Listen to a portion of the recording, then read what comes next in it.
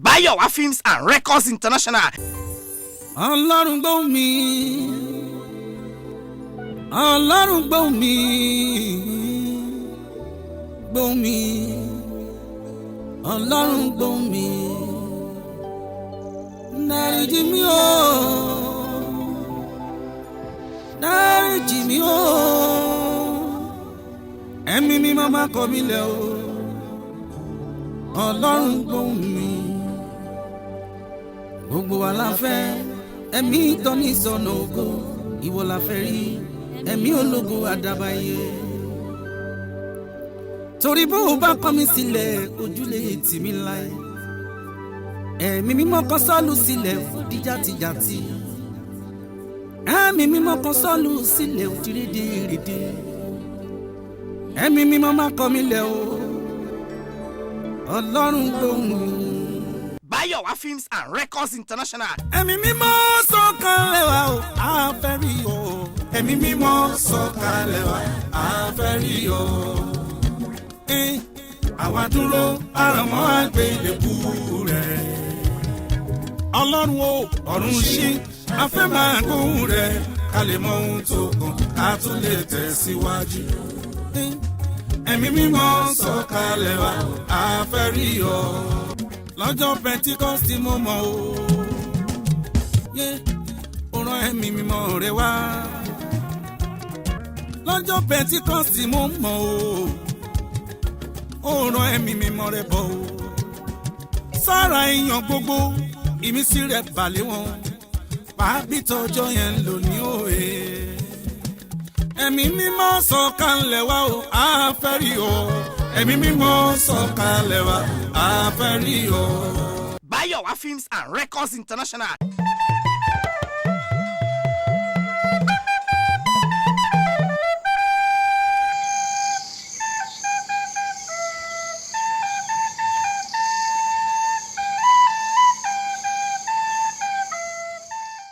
Swaga TV ni ẹ máa wò.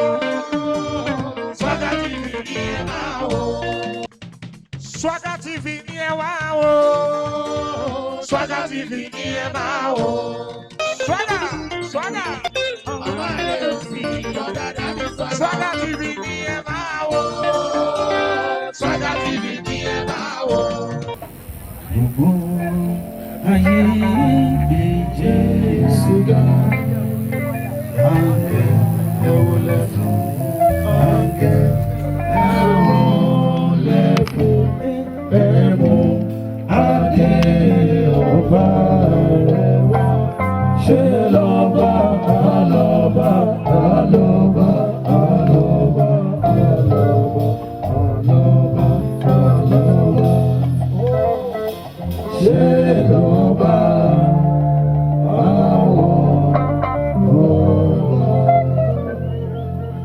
àtóbi jù ògo yẹ ọ́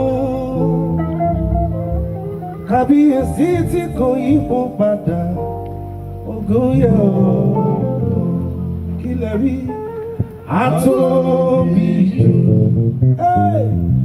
ògo yẹ ọ́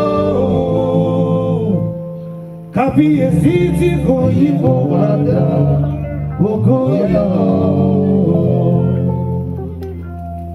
Àtóbi jù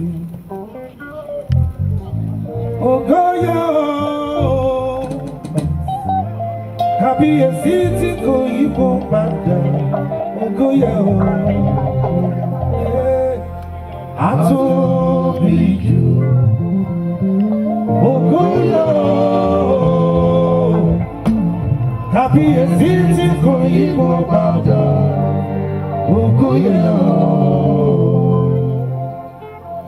Ọlọ́run tó dá wọn òkè ìgbàgbé ẹ̀yin ni mo fi ọpẹ́ gbé fún.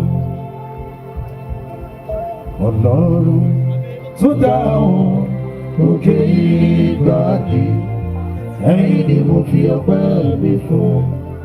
Ọlọ́run o ta ni ó tún gbéga o bí kò ṣe bàbá lókè. Ta ni ó tún fi gbogbo ọpẹ́ mi fún? Ọlọ́run tó dá wọn òkè ìgbàanì, ẹ̀yin ni mo fi ọpẹ́ mi fún. Ọlọ́run gbọ́ mi, gbọ́ mi, Ọlọ́run gbọ́ mi. Torí bí màmá pẹ́ mi wá bó bá sọ fún ọ̀fẹ́ kí ni mo fẹ́ ṣe? Bí n fi lè pọ̀ tí kẹ́mi fọ̀nà rókà bó bá sọ fún ọ̀fẹ́ kí ni mo fẹ́ ṣe? Gbóhùn mi o, gbóhùn mi o, Ọlọ́run gbóhùn mi, Ọlọ́run gbóhùn mi. Ọlọ́run Síónì, Ọlọ́run Síónì, Ọlọ́run Síónì mo wojú rẹ̀. Ó wá bá mi ṣe tèmi, ọ̀rọ̀ mi ó dayọ̀. Ọlọ́run Síónì mo wojú rẹ̀. Lórí òkè Síónì, ní ìṣàrà rẹ̀ mọ́, ẹ̀mí mímọ́ ń bẹ níbẹ̀. Agbára jíde, ìwọ gbìyànjú kò débẹ̀, wà rírì gbà wà tẹ̀wà dúpẹ́. Óyá ní Síónì, óyá ní Síónì, óyá ní Síónì, óyá. Óyá o, óyá o, óyá o, óyá. Óyá o, óyá o, óyá o. Oya. Mo gbóhùn orin tó ké lóde, mo gbóhùn orin àwọn mímọ́ ọ̀run. Bí wọ́n ṣe ń kọrin pẹ̀lú ohun èlò rẹ̀, bí wọ́n ṣe kórí Ọlọ́run wúlé, lálẹ́ ọ̀run ló ń ṣẹlẹ̀ níwájú ìtẹ́lẹ́mọ́. Mo gbé ọ̀gá ọba òkè, mo yọ̀ lógo Ọlọ́run ìyanu. Ènìyàn bá máa yọ̀ Olúwa fún rere, ẹ fi ọpẹ́ fún Ọlọ́run àwọn ọlọ́run, ẹ fi ọpẹ́ fún Olúwa àwọn olúwa. Fẹ́ni tó ṣiṣẹ́ ìyanu ńlá, fẹ́ni tó fi ọgbọ́n dá òru, fẹ́ni tó dá ilẹ̀ lórí omi, fẹ́ni tó dá wọn mọ́lẹ̀ ńlá. Ọlọ́run òun láti jọba ọ̀sán, ṣùgbọ́n àti ìràwọ̀ láti jọba òru. Nítorí tí àdán rẹ̀ dúró láì. Oníṣègùn làwa ní Jésù àbáríkà. Ọ̀rọ̀ rẹ̀ mú mi lára, àgbọ̀ ògùn ti Jésù. Ìró dídùn lórí ìṣẹ́ra, orúkọ lé lẹ́nu ènìyàn. Orin fún òdúdú lọ ní Jésù, Jésù, Jésù. Ọlọ́run mi, Ọlọ́run mi, ìwọ lójú tí mo fi ríran, ìwọ ní kọ́kọ́rọ́ tí mo fi ṣílẹ̀kùn, ìwọ lórí tí mo ń kọ́. Iná ayé ẹ ò jẹ́ òjò mi, èmi ni mo rí tí mo lè mú wá o. Mo wọlé mo yọ̀ bàbá, Ọlọ́run mi. Nínú gbogbo alágbára láyé, ta ló dàbí rẹ̀ Olúwa? Ta ló dàbí rẹ̀ wọ̀ balagbára? Kò sẹ́ni bí rẹ̀ ọba mi alára ìdá. Ọba mi tó jó bí iná, ọba mi tó ràn bí òrùn, ọba mi tó ràn bí òjò, ọba mi tó sọ bí ara lójúmọ́. Àkìkìtàn olùràpadà, Ọlọ́run, àkìkìtàn olùràpadà, àkìkìtàn olùràpadà.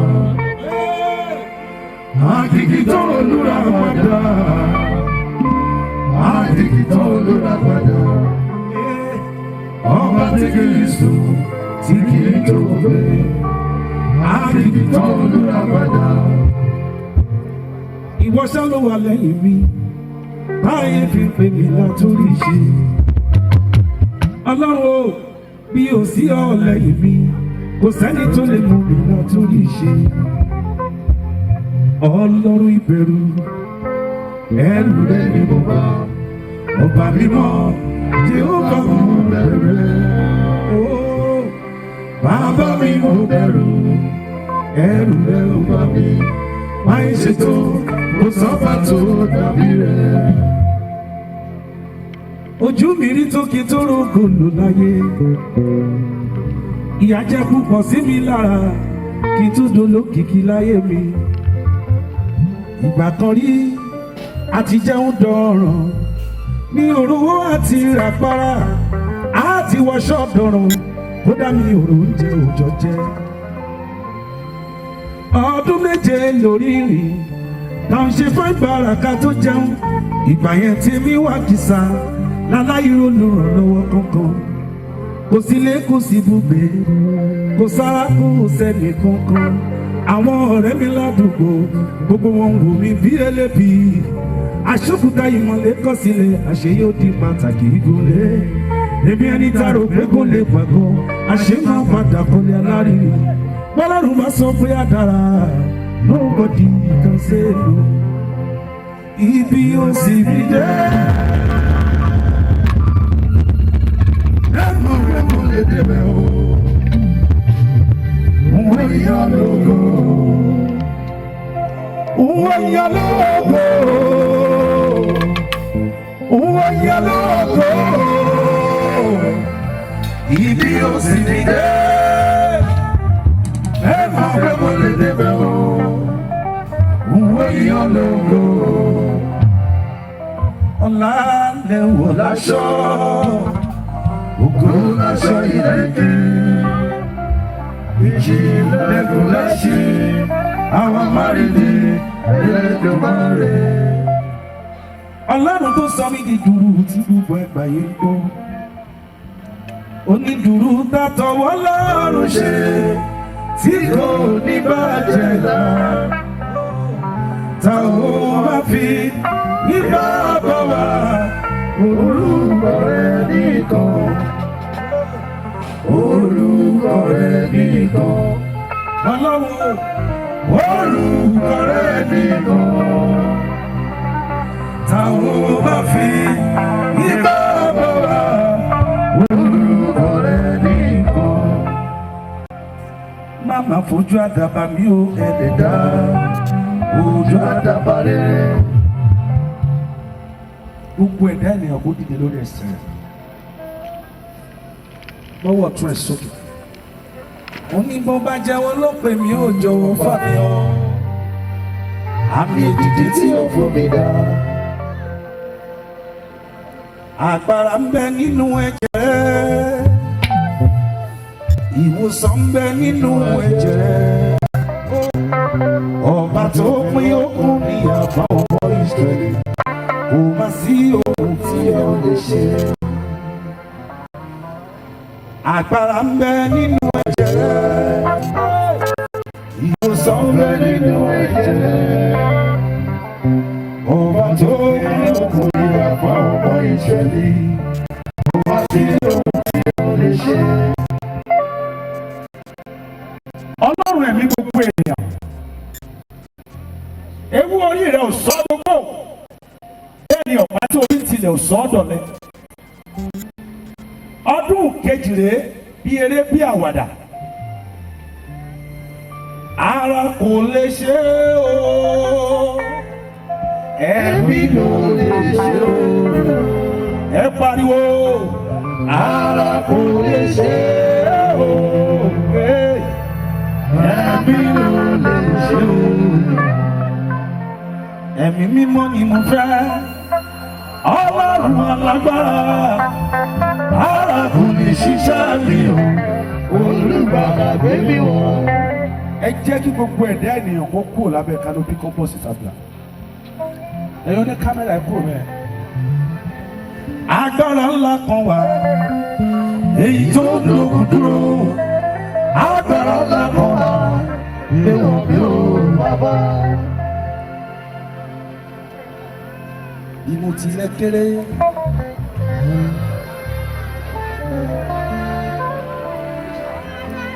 Òtítọ́ ni mo kéré nínú àwọn ẹ̀yà Júdà. Ẹ̀yin màlẹ́kà tó ń bẹ níbi tó fẹ́ ṣiṣẹ́ ní wákàtí ọ̀wọ̀ yìí. Àsìkò tó àṣẹ gbogbo orí òkè tí mo ti gùn láyé. mo gbé ọwọ́ ọ̀tún mi sókè. Ẹ̀mí mímọ́ tó ṣiṣẹ́ lórí òkè Agelu, àṣẹ tó ṣiṣẹ́ lórí òkè Jìórà nílùú Àbújá, àṣẹ tó ṣiṣẹ́ lórí òkè Ìdànrè, àṣẹ tó ṣiṣẹ́ lórí òkè Bàbá Àbíyè nílùú Ẹdẹ, àṣẹ tó ṣiṣẹ́ lórí òkè Aláṣeyọrí ní Mọ́níyà. Afọ́jú mẹ́ta lọ́lọ́run mi pé wá sílé ayé.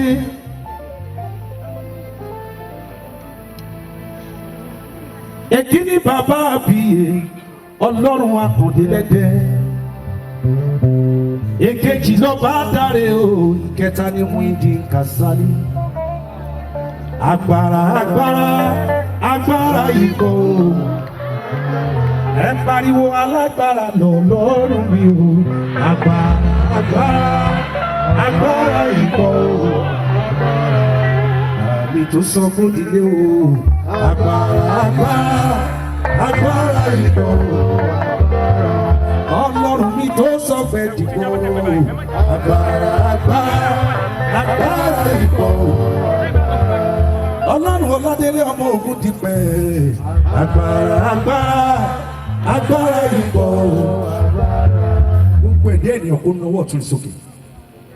Nítorí pé ènìyàn kọ́ la wá gbéga mi bí kò ṣe Ọlọ́run. Lẹ́ẹ̀kan sí ẹ bá mi kọrin lóhùn òkè. Gbogbo ayé yẹ Jésù lọ.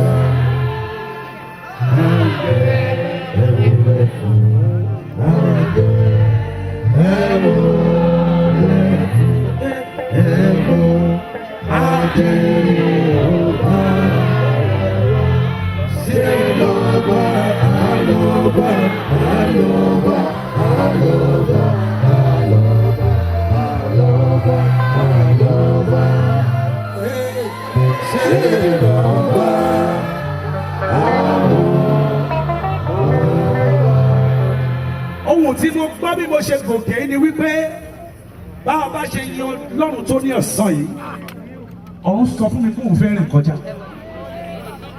Òtítọ́ gbogbo àwọn bàbá mi tó gòkè lórí pẹpẹ yìí níwájú ọba tí màá jí ìfúnẹ̀kẹ́. Gbogbo ẹ̀dá wá sáyé láti wá jẹ́ èèyàn mi.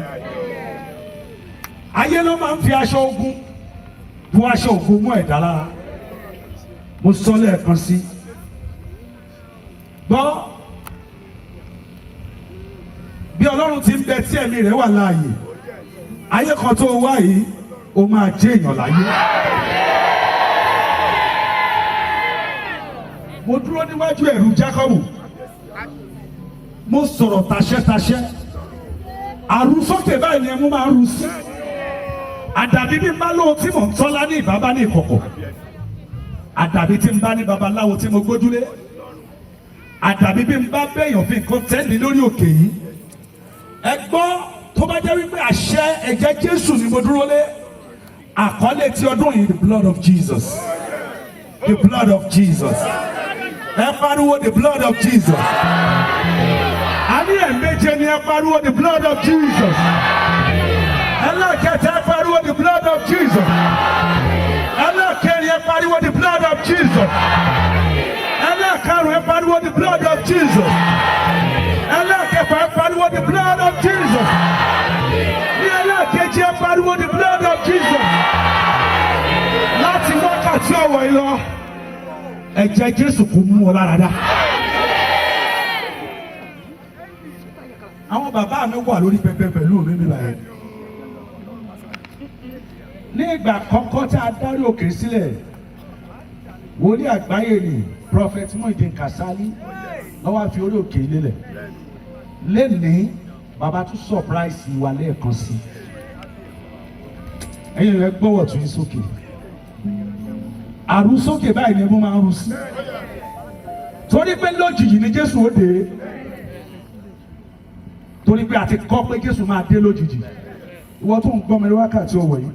Àwọn oore kan wà wọ́n máa ń pè ní oore òjijì. Bébí bá jẹ́ ikọ̀ ká tó mú 21 days. Oore tí ò tọ́ sí ẹni 21 years. Ọlọ́run kó wọlé bá lójijì. A lot of people ló ti contribute to sí àjọ̀dún tá a máa ń ṣe yìí àti gbogbo ìpàdé tá a máa ń ṣe lóṣù mẹ́ta. 4 times in a year la máa ń gorí òkè yìí. Every last Wednesday of every 3 months. Gbogbo ẹ̀dá tó ti ń wá sórí òkè yìí àtẹ̀yìn tẹ̀ ń wá for the first time. Bájá bá bọ́dẹ̀rìn ó máa ń jòlè ọlọ́dẹ̀rìn. Ẹni bá bá Jésù rìn dandan ni kó jèrè Jésù. Ọlọ́run wọ làwa bá rìn lónìí, ìwọ làwa wá wá. Mo mọ̀ pé bó bá jẹ́ pé àwọn onífáwọn bá ń sọdún fún àwọn oríṣiríṣi àrà ló máa ń dá. Ṣùgbọ́n àwa náà fẹ́ dára, a sì fẹ́ kó o tún wá dára tó dáa. Ọlọ́run jọ wá lójú sí rere.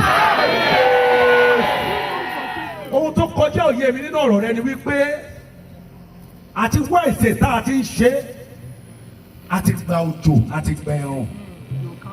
Ó fi ìpè mi dá mi lójú torí pé òjò di wa lọ́wọ́ rí. Mo tún sọ lọ́dún kejì pé Ọlọ́run ó máa ṣe ń ṣe kò di wa lọ́wọ́ rí.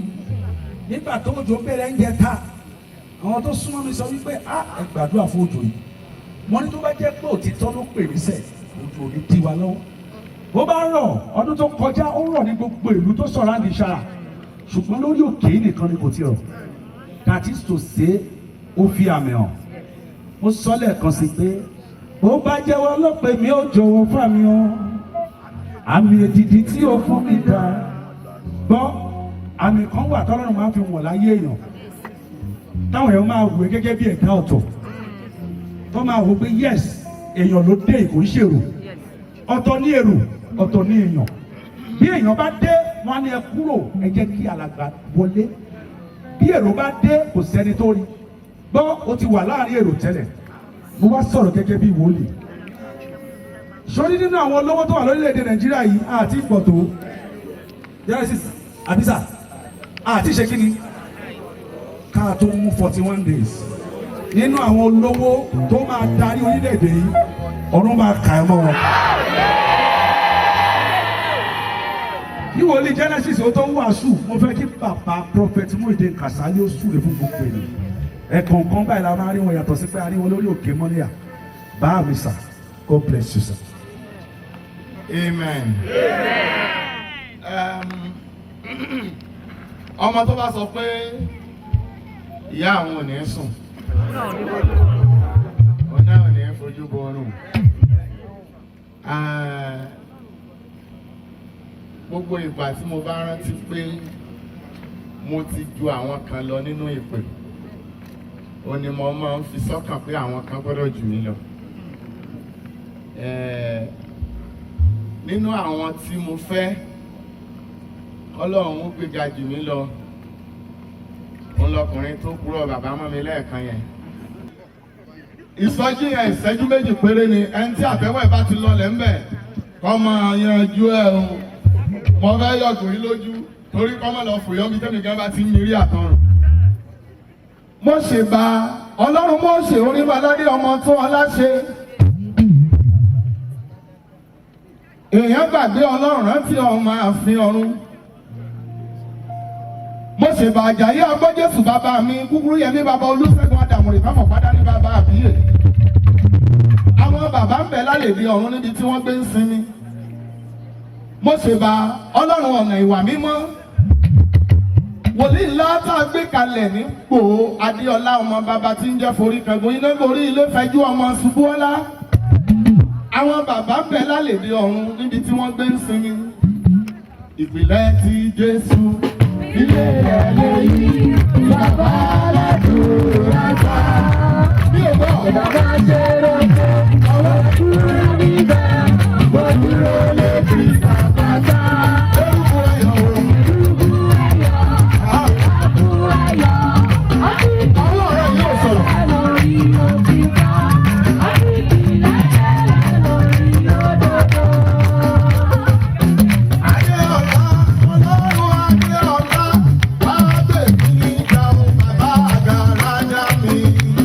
Adéọlá, Ọlọ́run Adéọlá.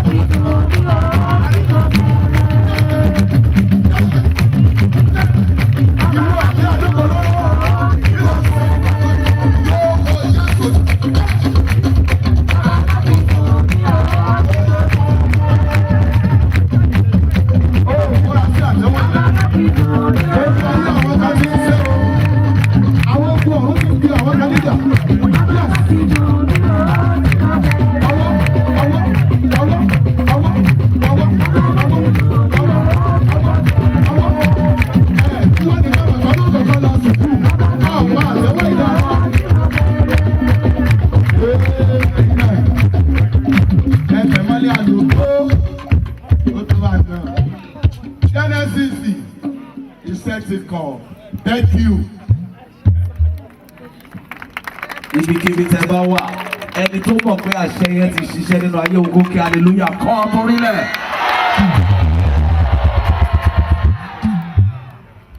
Bàbá mi hand over fún mi pé jẹ́ ti kàn mí.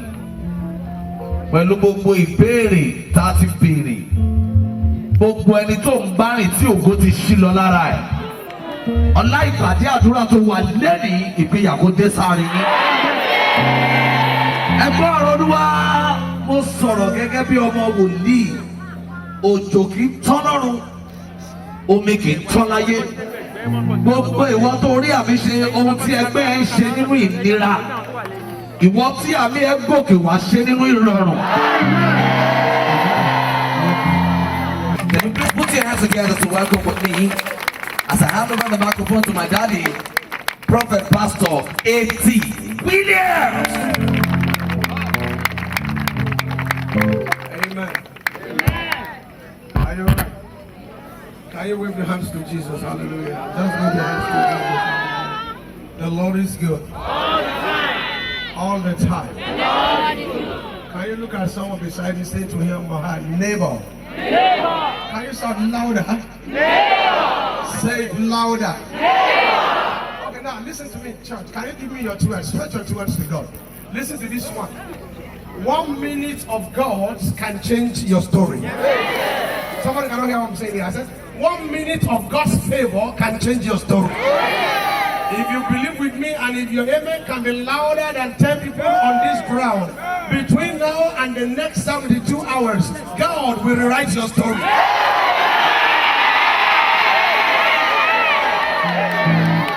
Your amen is too low. Can you stretch your two hands very well?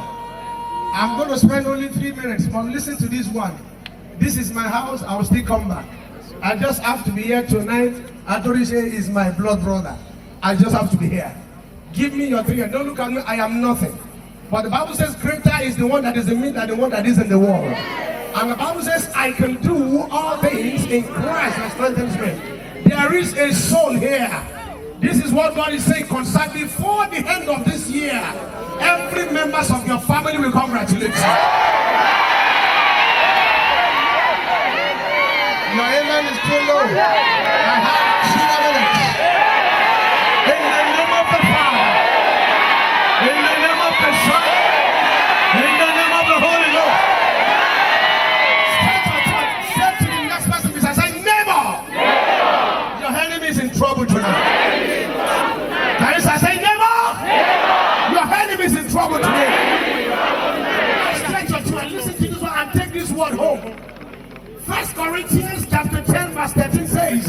Here hath no man, here hath no temptation taking, but such as is common to man.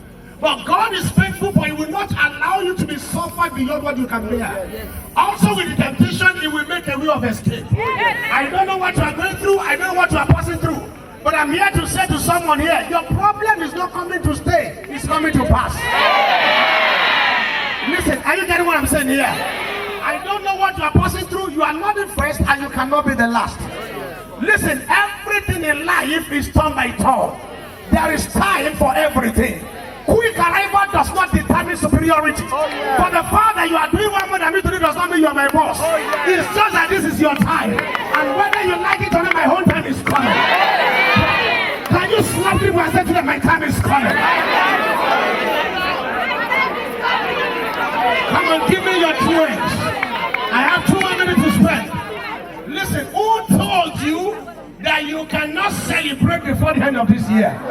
I said to people, listen, there's an adage that says the remaining sun you are seeing there is enough to make the clothes dry. Listen, the remaining month in this year is too much for God to sort you out. There is a soul here before the end of this year. God will settle you.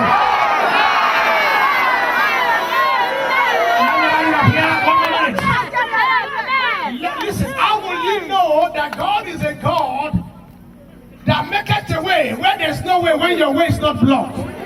How will you know that God is a lawyer in the court of law when you don't have a case to answer? How will you know that God is a God that healeth when you are not sick? You are going through what you are going through for you to know what God can do. And look what that is. Someone says, with God all things are possible. Listen to me, I stand by the power of the Almighty God. I don't know you, but there is a soul on this ground. Whether the enemy likes it or not, between now and the next 7 days, your story will change. Finally, when you get home, give them with a shocker. Continue to praise God every night. And if they ask you what is wrong, we tell them, I can smell a change is around the corner. Something is about to happen in your family. Something is about to happen concerning your business. Listen, no matter what you are going through, you cannot be the first and you cannot be the last. So take it up tonight and relax your mind. When people call you name, it is not you. The book of Micah 7 days, rejoice not over me, O ye my enemies. Though I may fall, but I will rise. Isaiah chapter 6 verse 1 says, arise and shine, for your light has come, and the glory of the Lord is risen upon me. The Bible, when the Lord turned against the captivity of Zion, we were like them that dreams, and our mouth was filled with laughter and with singing. Listen, some of you are crying because you thought that some of your mates have gone ahead of you. That is the last one. A man came to Lagos some months ago to buy a Toyota Camry. He came all the way from Ilorin. On his way going back to Ilorin, the guy was on 140, 160 speed. All the trailers, all the cars, he was overtaking them. On getting to Ogbomoso, and this rain started. Unfortunately, the wiper was bad. He had no choice than to park his car. Wait until the rain stopped. All the trailers he has overtaken. All the cars he has overtaken. They met him there and overtake him. Anointing to overtake. Those that you thought had gone ahead of you. If your heaven can be louder, let the anointing come upon you. Can we put up your 2 hands up wherever you are, my son, holy my husband, Daniel? Joshua was clothed with a filthy garment. And God said to the angel, remove the garment and clothe with a garment of glory. Every filthy garment of you, let the fire of Holy Ghost tear them into pieces.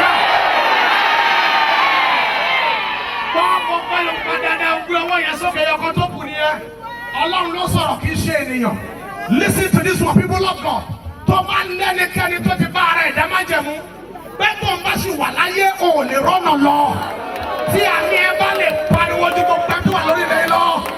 Under 72 hours, come pay the poor Gigi.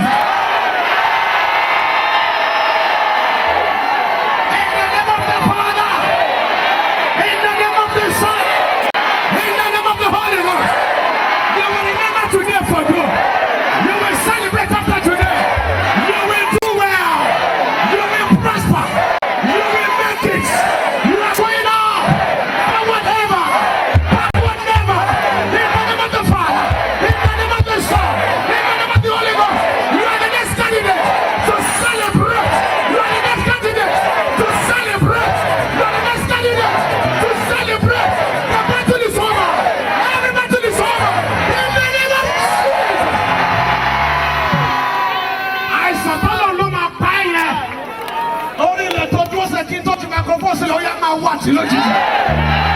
In the mighty name of Jesus. If you can say amen 9 times, I decree and I declare every soul under this grace. The Bible says, blessed is she that in God there shall be a performance. The Bible says, believe in the prophet and you shall prosper. To every soul that believe in God on this mountain, I decree and I declare, as you say the loudest amen 9 times, may you remember this day for God.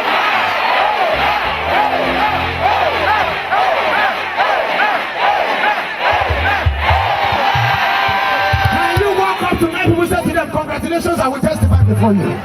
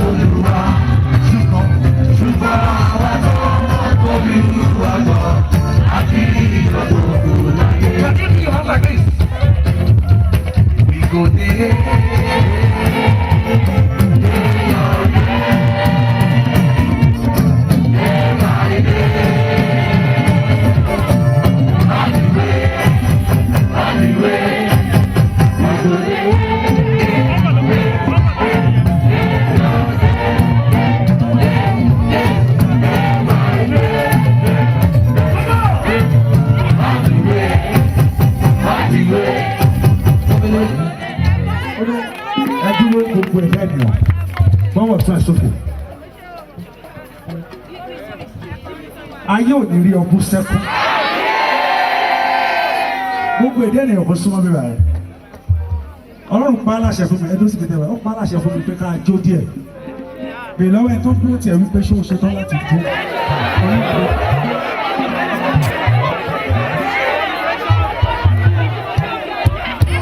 Torí omi ò ní máa lẹ̀ kó má nípa òun. Ó ṣe tí mo rọrọ̀ rẹ̀ lọ́rùn. Bísí, ó yá dorí ẹ mú, sọ wípé má jẹ́ kán rí mi kú sẹ́kùn. Má jẹ́ kán rí mi káwọ́ mọ́rí. Àwọn òbí mi méjèèjì. Má jẹ́ kán rí mi kú sẹ́kùn. Pariwo bẹ́ẹ̀. Má jẹ́ kán rí mi kú sẹ́kùn. Má jẹ́ kán rí mi káwọ́ mọ́rí. Àwọn òbí mi méjèèjì. Má jẹ́ kán rí mi kú sẹ́kùn. Má jẹ́ kán rí mi kú sẹ́kùn. Má jẹ́ kán rí mi káwọ́ mọ́rí. Ara ọ̀rẹ́ àtòjú nìkan.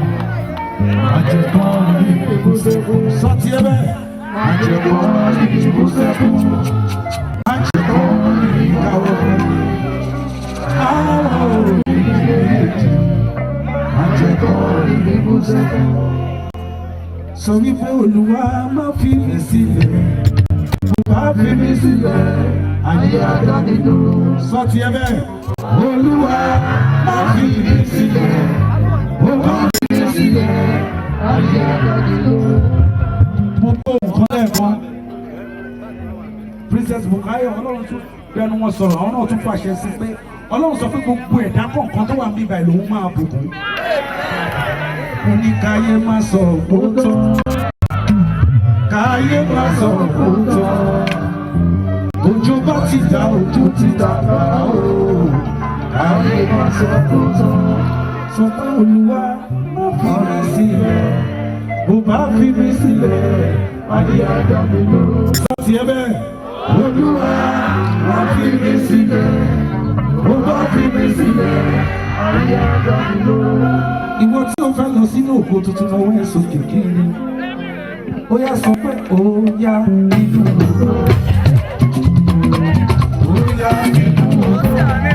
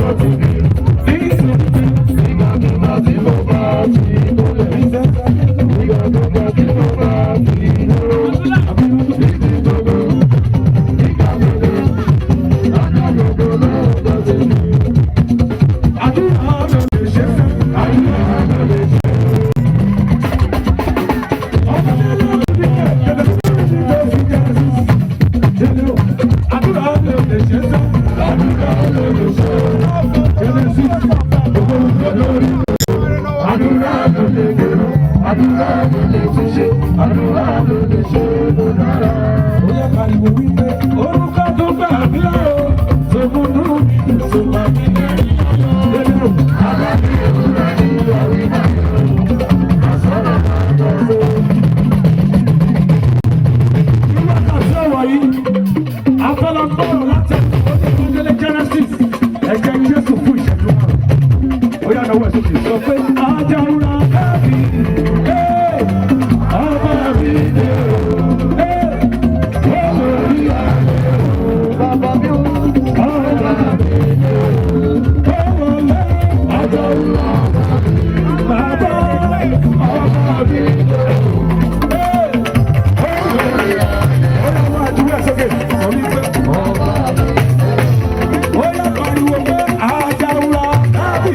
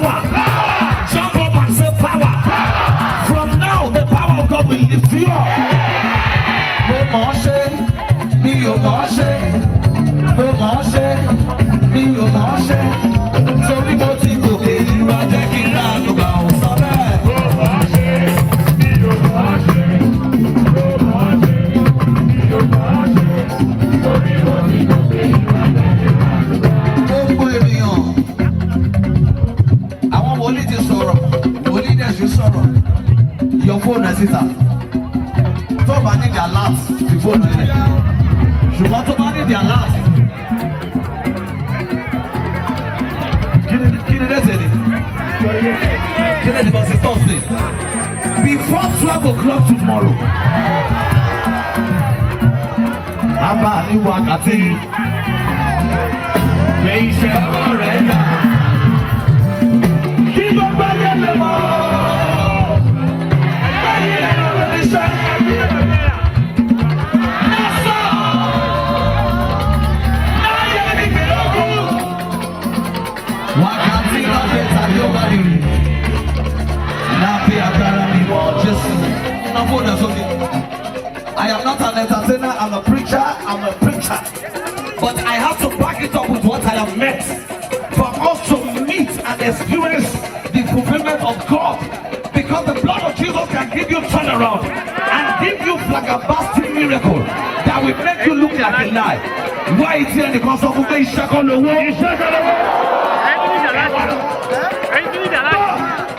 Olóore lè gbàgbé èèyàn kan kó lè rántí èèyàn kan.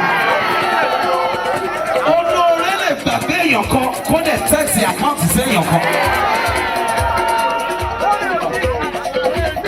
Ó mọ̀ ọ́ ṣe bí o mọ̀ ọ́ ṣe torí mo ti gòkè yìí wá jẹ́ kí n ládùúgbà. Ó mọ̀ ọ́ ṣe bí o mọ̀ ọ́ ṣe torí mo ti gòkè bí o mọ̀ ọ́ ṣe torí mo ti gòkè yìí wá jẹ́ kí n ládùúgbà. Ó kú ẹlẹ́jì tó bá tó. Ó mọ̀ ọ́ ṣe bí o mọ̀ ọ́ ṣe. Ó mọ̀ ọ́ ṣe bí o mọ̀ ọ́ ṣe torí mo ti gòkè yìí wá jẹ́ kí n ládùúgbà. The last one. Ó mọ̀ ọ́ ṣe bí o mọ̀ ọ́ ṣe. Ó mọ̀ ọ́ ṣe bí o mọ̀ ọ́ ṣe torí mo ti gòkè yìí wá jẹ́ kí n ládùúgbà. I plead the blood of Jesus. I plead the blood of Jesus. I plead the blood of Jesus. I plead the blood of Jesus. I plead the blood of Jesus. Raise it up. Tí Olúwa nílé àti ẹ̀kún rẹ̀. Ayé àti àwọn tó tẹ̀lé sínú rẹ̀. Tọ́lá fìdílẹ̀ ká lórí òkú àti tẹ́ká lórí iṣan. Tani òkúrò Olúwa lọ, tani òjò ní mímọ́ rẹ̀. Ẹni tó ní ọwọ́ mímọ́ àti àyà funfun. Tí kò gbọ́ ọ̀rọ̀ ìsẹ̀kẹ̀ sí aṣọ. Tí kò sì búra ìtàn. Òní orí àlùbà lọ́wọ́ Ọlọ́run.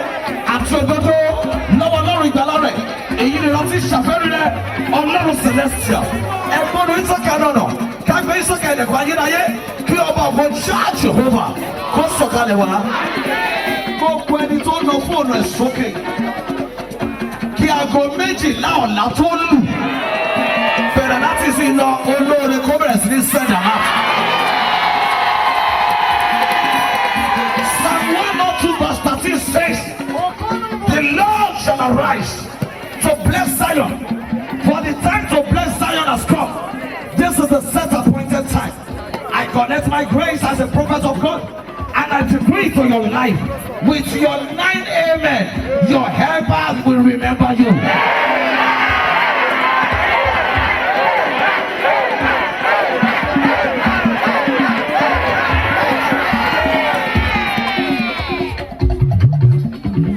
A day of favor can terminate years of labor. Iye ìgbà tó ṣiṣẹ́ kọ́ ló ayé kọ́ ló má ta. Ṣùgbọ́n ìgbésẹ̀ kan láyé lè yí ayé yọ̀ padà. Iye ẹni tó mọ̀ láyé kọ́ ló má ta. Ṣùgbọ́n ẹnìkan ṣo tó bá mọ̀ láyé lè yí ayé ẹ̀ padà. Like one of my daddies said, the Bible says the glory of the later days shall be greater than the former. That is why I don't look down on myself.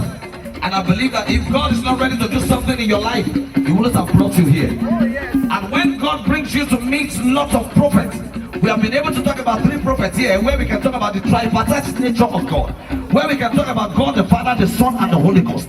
You just need one appointment to change the day of your disappointment. I prophesy to your life, with your longest amen, it is your turn to prosper.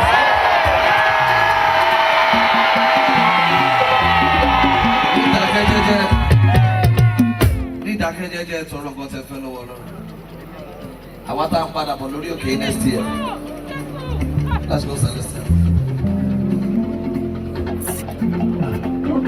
Mímọ́ mímọ́ s'Olódùmarè.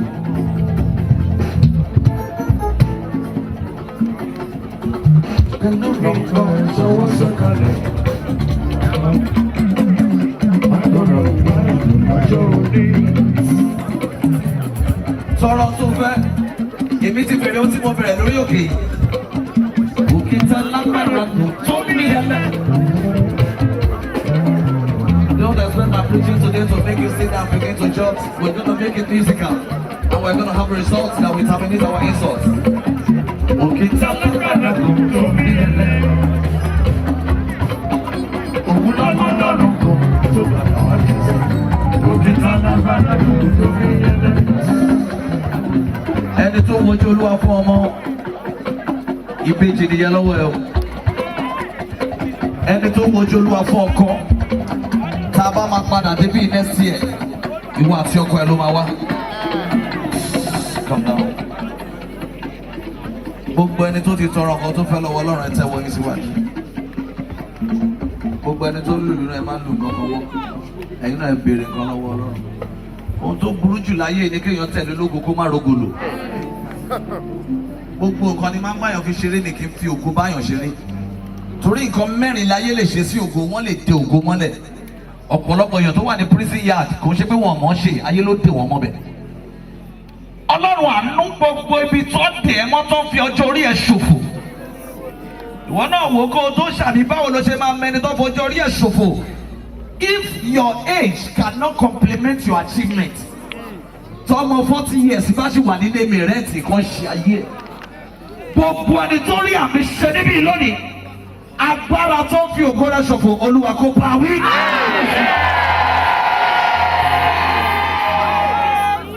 Kí ni wọ́n lè ṣe sí ògo? Ayé lè dè ògo mọ́lẹ̀. Gbogbo ibi tó dè ẹ́ mọ́ tó wá ń fi ìpọ́njú fún ẹ lóúnjẹ jẹ. Ní orúkọ Jésù, Olúwa kó tú ẹ sílẹ̀. Kí ni ayé lè ṣe fún ògo? Wọ́n lè fi ògo ṣe pàṣípààrọ̀. Mo lọ fún ilé ẹnìkan, mo ní ọmọ ọ̀dọ́ yín kọ́ ọ̀nà ti padà sílùú àwọn ìlú wọn. Oníjọ́ tó ti padà ní nǹkan ti dàrú fáwọn. Ẹ bá wa pray kó padà. Mo ní kí ló dé tó fẹ́ padà? Wọ́n nítorí pé ògo ẹ̀ làwọn fi ń jayé. Gbogbo ẹni tó ń ṣe ẹ́ lóore tó dẹ̀ ń fi ògo rẹ̀ jayé. That's why you need to be very careful of what you eat. You need to be very careful of who you move with. You need to be very careful of your association if you want the manifestation of the blood of Jesus. Gbogbo ẹni tó ń ṣe ẹ́ lóore tó dẹ̀ ń fi ògo rẹ̀ ṣòfò. Bó bá rí àmì ṣe, àṣírí wọn máa tú. Kí ni wọ́n lè fi ògo ṣe? Wọ́n lè rí ògo mọ́lẹ̀. Wọ́n pa bí wọ́n ṣe rí ògo Lásárù. Gbogbo ẹni tó wà láyé tí ògo ẹ̀ dẹ̀ ti kú. Bí o ṣe rí àmì ṣe tó pariwo gan bẹ́ẹ̀ ni kí ògo yẹn dìde látílẹ̀. Ibikíbi tó wà náwó ẹ̀bẹ̀ ní kò náwó yẹn sílẹ̀ pé my glory arise. What do you now need to do with your glory? Protect your glory with the blood of Jesus. We are on this mountain. I'm going to affect this mountain too, and everybody will affect this mountain. O lè má so nǹkankan lẹ́nìí, o lè má give nǹkankan lẹ́nìí. Ṣùgbọ́n tó bá jẹ́ lóòótọ́ ni Ọlọ́run pè mí tí mi dẹ̀ ní nǹkan tí mo fi kún Ọlọ́run sí. Under 24 hours. O lérè tó máa pàdé tó ní mọ̀ yàmọ́ láyé ẹ̀. The empath that you will meet, that will give your life total turnaround. With your biggest amen, such empath will appear into your matter.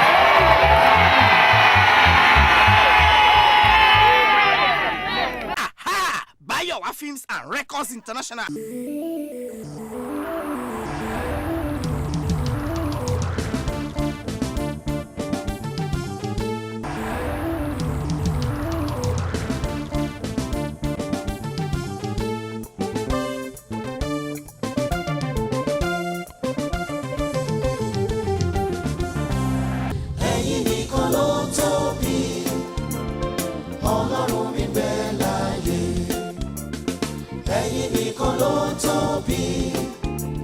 Ọlọ́run nìkan ló ga jù. Aṣiwèrè ló wípé Ọlọ́run kò sí rárá. Aṣiwèrè ló wípé Ọlọ́run kò sí rárá. Ṣùgbọ́n mi mọ̀ lọ́kàn mi, Ọlọ́run mi bẹ́ẹ̀ láyé. Èmi kọ́ àwọn tó ti ya wèrè ló sọ pọ́lọ́hún ò sí. Èmi kọ́ àwọn tó ti ya wèrè ló sọ pọ́lọ́hún ò sí. Ọba tẹ́nìkan ò rí tó ṣiṣẹ́ rírí. Èmi dúpẹ́ mo ní ọ, mo sì tún mọ́ lọ́nà ìgbàlà. Ìgbà mi yí padà, èmi ò tẹ̀lé ọ dópin. Kìkì ọ̀rọ̀ rẹ dúró, bàbá mi Your Excellency. Ọ̀rọ̀ rẹ mú mi yè, lèmi ṣe yìn ọ́ o bàbá. Ọba tó jí Lásárù, kí lẹ rò pé kò lè ṣe? Ó ń bẹ lẹ́yìn mi ó dúró. Ó ń bẹ lẹ́yìn mi ó dúró gbọ̀ngbọ̀n. Ọlọ́run Òkè Sioni. Ó ń bẹ lẹ́yìn mi. Ìjọba òkè àtilẹ̀ lọ́wọ́ rẹ ló wà. Your Excellency kábíyèsí o.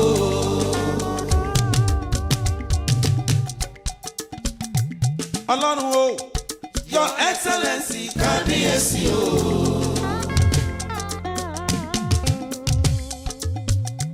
Bàbá Your Excellency kábíyèsí o. Ọlọ́run o. Your Excellency kábíyèsí o. Ọlọ́run ìbàrẹ̀ o. Ọlọ́run ìbàrẹ̀ ọba tó fọ̀hún jáde nínú kẹ́tẹ́kẹ́tẹ́. Èmi dúpẹ́ mo ní ọ, mo sì tún mọ́ lọ́nà ìgbàlà. Ìgbà mi yí padà, èmi yóò tẹ̀lé ọ dópin. Kìkì ọ̀rọ̀ rẹ dúró, kìkì ọ̀rọ̀ rẹ dúró, mo jẹ́rìí rẹ olùgbàlà. Ọ̀rọ̀ rẹ mú mi yè, èmi ṣe yìn ọ́ òye. Ọlọ́run ìwọ ni o, ọjà yóò diagnose mi, fáìsàn tí ó gbógun ìwọ ni.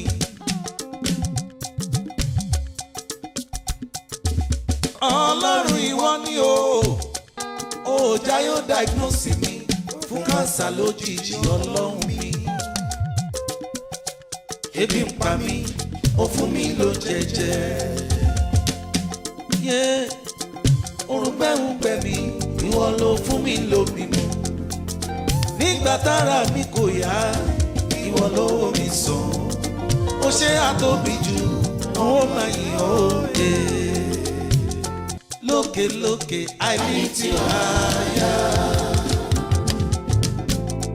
Bàbá lókè lókè, I lift you higher. Lókè lókè lókè, I lift you higher. Lókè lókè lókè, I lift you higher. Ọlọ́run o, Your Excellency kábíyèsí o.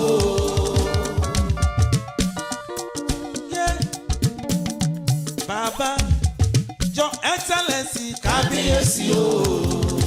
Excellency. Your Excellency kábíyèsí. Kábíyèsí.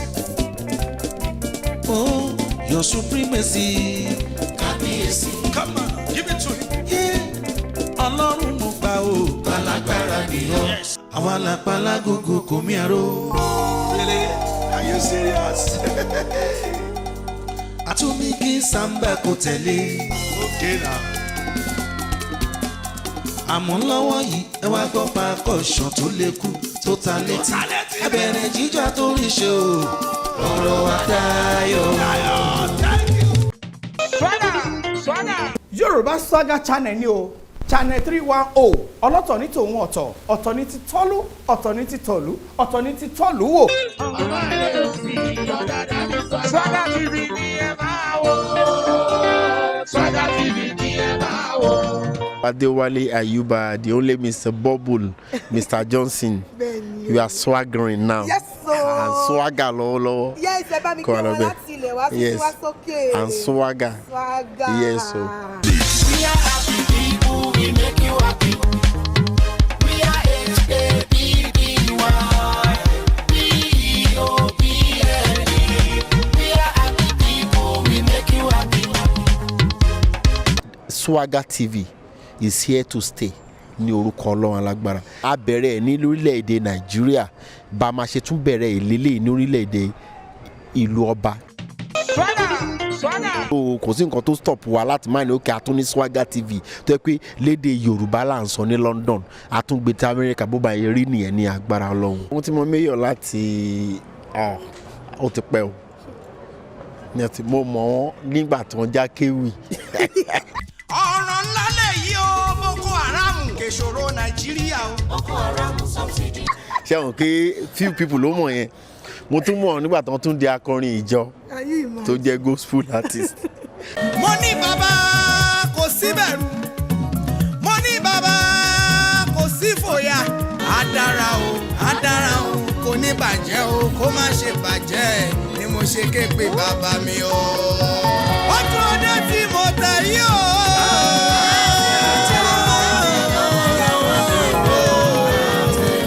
ojú ọdẹ tí mo tẹ̀ yí o àtẹ̀là ni o.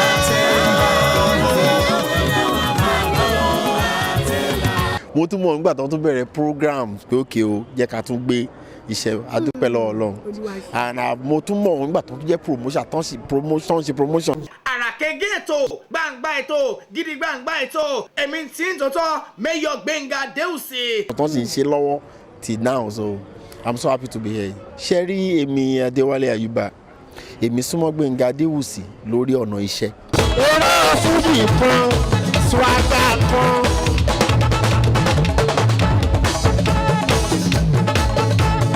Yorùbá kan SWAGA kan. gbogbo nǹkan tá a ti jọ ṣe pọ̀ bàbá ṣe ní kó lọ ló ṣe ń lọ that is my own pé ká báyọ̀ dòwò pọ̀ ká dẹ̀ má regret ẹ̀ ká yẹ̀yìn báyìí kó má ṣe míì ní agbára Ọlọ́run.